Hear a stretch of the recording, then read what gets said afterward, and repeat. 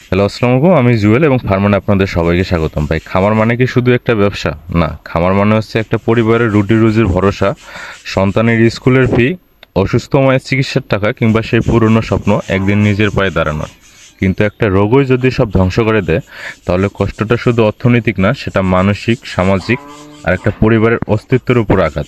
আমাদের বাংলাদেশের হাজার হাজার খামার এই একটা সমস্যায় ধ্বংস হয়েছে, রোগ। অথচ অনেক সময় এই রোগগুলো প্রতিরোধ করা যায়, আগে থেকে রক্ষা করা যায় যদি আপনি জানতেন সঠিক উপায়গুলো।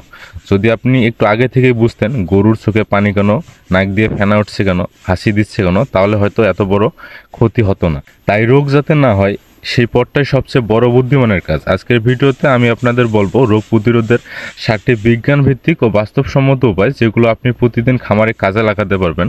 প্রথমে আসি ভাই পরিষ্কার পরিচ্ছন্নতা। খামার যদি অপরিষ্কার থাকে, মলমূত্র যদি জমে থাকে, মশামাছি যদি খামারে ঢোকে, তাহলে রোগ সেখানে বাসা বাঁধবে, এটা স্বাভাবিক। কিন্তু আপনি যদি প্রতিদিন গোয়ালঘর পরিষ্কার করেন, গরুর শোবার জায়গা যদি শুকনো রাখেন এবং সপ্তাহে অন্তত একদিন যদি ব্লিচিং পাউডার দিয়ে পরিষ্কার রাখেন বা বিভিন্ন জীবাণুনাশক ছিটান, তাহলে এই সামান্য কাজগুলোই খামারকে সুরক্ষিত রাখে। দ্বিতীয়ত হচ্ছে, আমরা অনেকেই হাট থেকে নতুন গরু কিনে আনে সরাসরি খামারে ঢুকিয়ে দিই।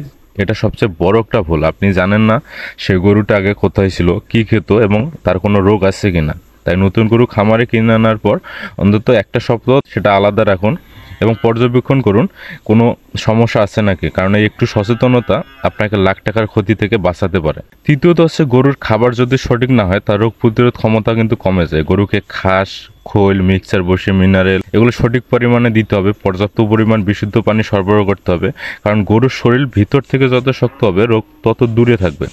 চতুর্থ উপায় হলো টিকাদান। অনেক খামারেই টিকা দিতে ভুলে যান, অথচ খুরা, ব্ল্যাক কোয়ান্টার বা সেপ্টিসিমিয়ারের মতো রোগগুলো টিকায় রুখে দিতে পারে। বছরে একবার টিকা দিন।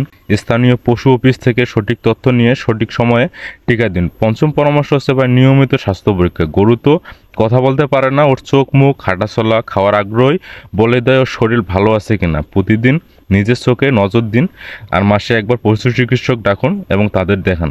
মশামাছি এগুলো গরুর শরীরের অজানা শত্রু। এগুলো গরুর রক্ত শুষে গরুর শরীর দুর্বল করে দেয়। খামারের প্রতি সপ্তাহে স্প্রে করুন, গরুর গায়ে অ্যান্টিটিক স্প্রে দিন এবং ভালোভাবে পর্যবেক্ষণ করুন। শেষ ও সবচেয়ে অবহেলিত দিকটি হলো মানসিক চাপ। গরু গরমে হাঁসফাঁস করছে, ঠান্ডায় কাঁপছে, বাতাস আসছে না, আলো নেই, এসব মানসিক চাপে রোগ প্রতিরোধ ক্ষমতা কমে যায়। তাই খামারে হাওয়া চলাচলের ব্যবস্থা রাখুন, পর্যাপ্ত আলো বাতাস ঠিক রাখুন, মাঝে মাঝে রোদে ছেড়ে দিন, ভালো করে গোসল করান আর একটু আদর করুন। এটা কিন্তু একটা শক্তিশালী ওষুধ। এই 7টি পথ যদি আপনি মেনে চলেন, তাহলে রোগের সাথে আপনাকে আর যুদ্ধ করতে হবে না, কারণ রোগ প্রতিরোধ মানে শান্তি, গরুর দীর্ঘ জীবন। দেখেন ভাই, একটা গরু শুধু প্রাণী না, এটা একটা পরিবারকে বাঁচিয়ে রাখে। তাই এই ভিডিওটি যদি একজন খামারির চোখ খুলে দিতে পারে, যদি একটি গরুর প্রাণ বাঁচে, তাহলে সেটাই আমাদের সাফল্য। ফার্মন সবসময় আপনার পাশে আছে। ভিডিওটি যদি ভালো লাগে একটা লাইক দিন, শেয়ার করুন আর ফার্মনকে সাবস্ক্রাইব করতে ভুলবেন না। আপনার খামার, আপনার গর্ব। সবাই ভালো থাকবেন, সুস্থ থাকবেন। দেখা হবে আগামী ভিডিওতে নতুন কোনো জিনিস নিয়ে। সে পর্যন্ত আল্লাহ হাফেজ।